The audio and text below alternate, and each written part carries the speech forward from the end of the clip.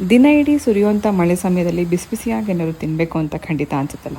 ಆದರೆ ಎಣ್ಣೆಲಿ ಕರೆದಿರುವಂಥ ತಿಂಡಿಗಳನ್ನ ತಿನ್ನೋದಕ್ಕಿಂತಲೂ ಹೆಲ್ದಿಯಾಗಿರುವಂಥ ಒಂದು ಬಿಸಿ ಬಿಸಿಯಾಗಿರುವಂಥ ರುಚಿಯಾಗಿರುವಂಥ ರೆಸಿಪಿ ನಿಮ್ಮ ಜೊತೆಗೆ ಇವತ್ತು ಶೇರ್ ಮಾಡ್ತಾ ಇದ್ದೀನಿ.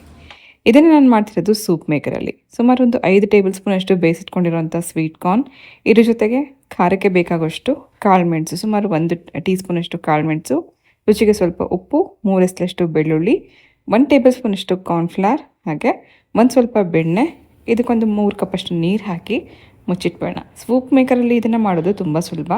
ಸೂಪ್ ಮೇಕರ್ ಇಲ್ಲ ಅಂತಂದರೆ ಇದನ್ನೆಲ್ಲ ಒಟ್ಟಿಗೆ ಗ್ರೈಂಡ್ ಮಾಡಿ ನೀವು ಪಾತ್ರೆಯಲ್ಲಿ ಕುದಿಸ್ಕೋಬೋದು. ಈಸಿಯಾಗಿ ಕೆಲವೇ ನಿಮಿಷದಲ್ಲಿ ಸೂಪ್ ನೀವು ಮಾಡ್ಕೊಳ್ಳೋಂಥ ವಿಧಾನ ಇದು. ಇದು ಬಾಯಿಗೂ ರುಚಿಯಾಗಿರುತ್ತೆ, ದೇಹಕ್ಕೂ ಒಳ್ಳೆಯದು. ಕಾಳುಮೆಣಸು, ಬೆಳ್ಳುಳ್ಳಿ ಇದೆಲ್ಲ ಇರೋದ್ರಿಂದ ರುಚಿನೂ ಚೆನ್ನಾಗಿರುತ್ತೆ. ಒಂದು ಹೆಲ್ದಿ ಡ್ರಿಂಕ್ ಥರ ಕೂಡ ನೀವು ಇದನ್ನೇ ತೊಗೋಬೋದು. ಕೆಲವೇ ನಿಮಿಷದಲ್ಲಿ ಬಿಸಿ ಬಿಸಿ ಸ್ವೀಟ್ ಕಾರ್ನ್ ಸೂಪ್ ರೆಡಿಯಾಗಿದೆ. ಸೂಪ್ ಸರ್ವ್ ಮಾಡುವಂಥ ಟೈಮಲ್ಲಿ ಮೇಲ್ಗಡೆಯಿಂದ ಕಟ್ ಮಾಡಿರುವಂಥ ಸ್ಪ್ರಿಂಗ್ ಆನಿಯನ್ ಹಾಗೆ ಬೇಯಿಸಿಟ್ಕೊಂಡಿರುವಂಥ ಸ್ವೀಟ್ ಕಾರ್ನ ಹಾಕಿ ಬಿಸಿ ಬಿಸಿಯಾಗಿ ನೀವು ಇದನ್ನು ಸರ್ವ್ ಮಾಡಿ. ಇದೇ ರೀತಿ ಈಸಿಯಾಗಿ ಟೊಮೆಟೊ ಸೂಪ್ ಅಥವಾ ಕುಂಬಳಕಾಯಿ ಸೂಪ್ ಈ ಥರದನ್ನೆಲ್ಲ ಹಲವಾರು ರೀತಿ ಸೂಪ್ನ ಈಸಿಯಾಗಿ ಮಾಡ್ಕೋಬೇಕು ಅಂದರೆ ಈ ಸೂಪ್ ಮೇಕರ್ನ ಲಿಂಕ್ ನಾನು ಸ್ಕ್ರೀನ್ ಮೇಲೆ ಕೊಟ್ಟಿದ್ದೀನಿ, ಒಂದ್ಸತಿ ಚೆಕ್ ಮಾಡಿ.